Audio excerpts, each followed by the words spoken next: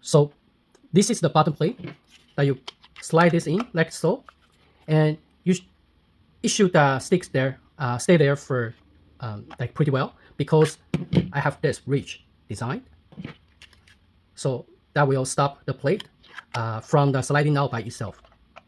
Okay, so the only way to take out the plate is to push that down a little bit and then take it out. You can store one bullet or one ammo with shell here. The real one holds 10, but we have the old air compression unit here, so yeah, sorry, that's the best I can do.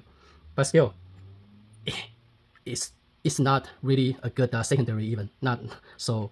I don't think that you need that much of that many ammos or casings. But anyway, go back to the plate. So once you check everything is good, like you can slide in and it stays in place, and then you can slide out with a bit angle, like a bit angle, and then slide out.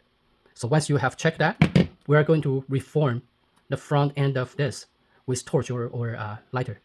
So there's a thin line here.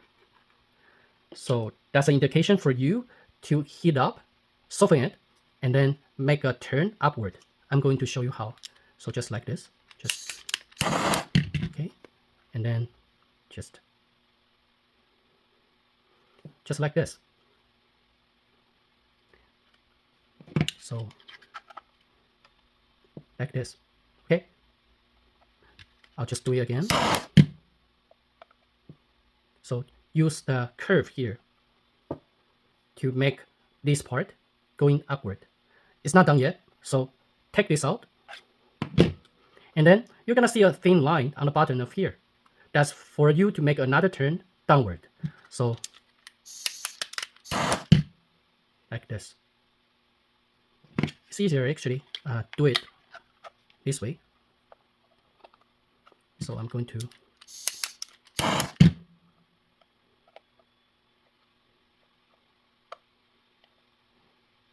okay, just like this.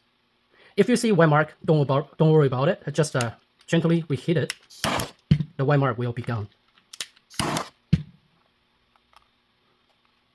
So just use the round angle here to create the shape. Exactly like how you do with the real one. They bend the metal like this. Okay.